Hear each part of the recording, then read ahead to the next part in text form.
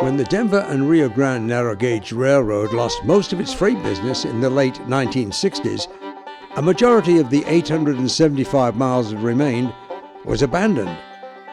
The tracks were torn up, but right-of-ways were still visible for hundreds of miles. Remains of rails, water towers, and even freight cars were spread all over southern Colorado and northern New Mexico. It seemed like the end for the largest narrow gauge network in the United States.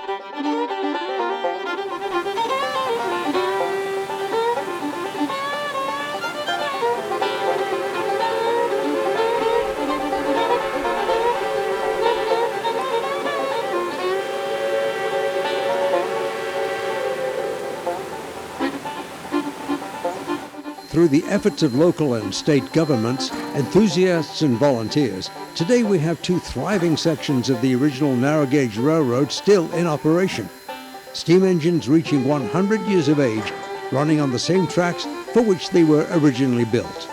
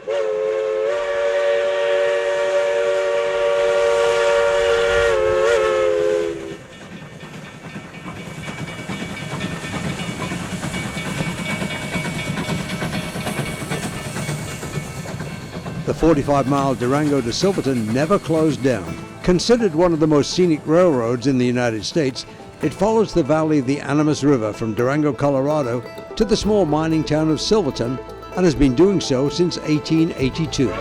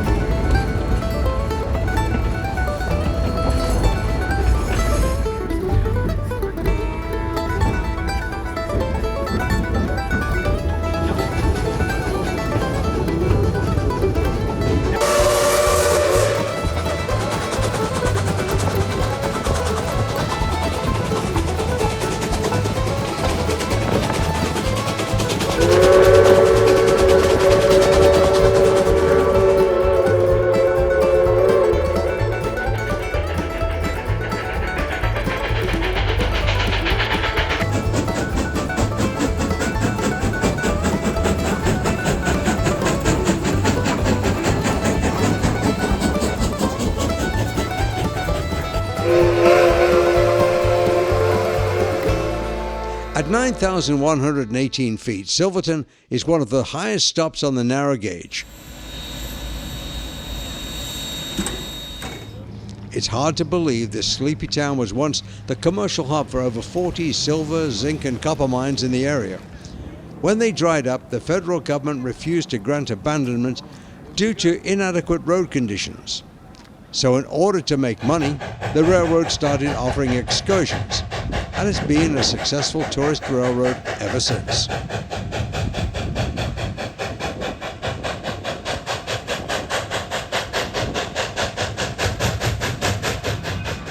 Nearly 100 miles south of Durango, another part of the original narrow gauge has survived. Considered by some as the quintessential route, the 64-mile Cumbres and Toltec Railroad passes through some of the most scenic areas of northern New Mexico as it snakes its way from Chama to Antonito, Colorado.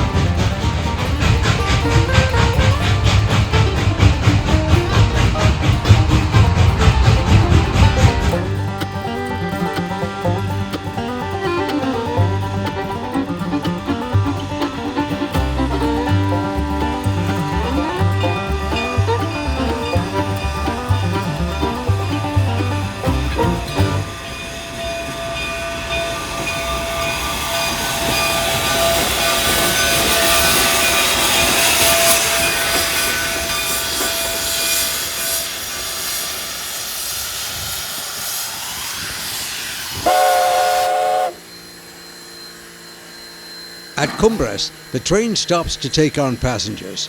This is the highest spot on the railroad at over 10,000 feet. The original section house exists today, complete with original time schedules. After the 4% grade climb, the engine is topped off with water before the descent into Oza.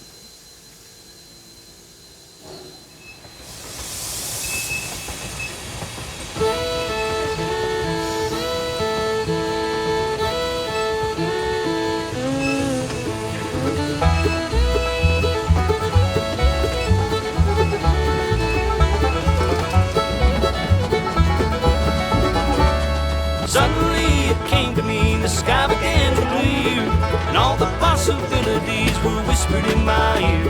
Up higher than I'd ever been, I didn't feel no fear. When I close my eyes, I can see it from here.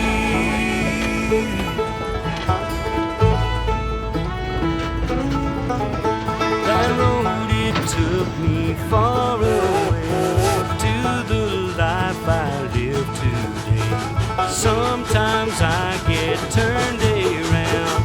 I was lost and broken down. When you found me, you were something like I'd never seen, standing there before me like a dream. Suddenly it came to me, the sky began to clear, and all the possibilities were whispered in my ear.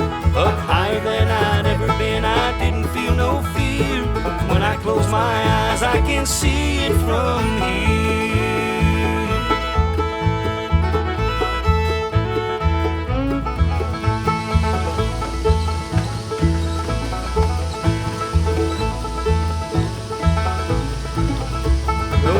face, and those memories never fade. They'll be here with me till my dying day. When suddenly it comes to me, the sky begins to clear, and all the possibilities are whispered in my ear. Up higher than I'd ever been, I won't feel any fear.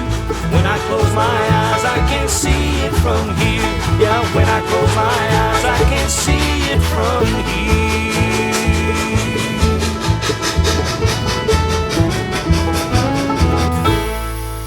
Operating a steam-powered railroad takes a lot of skill and experience.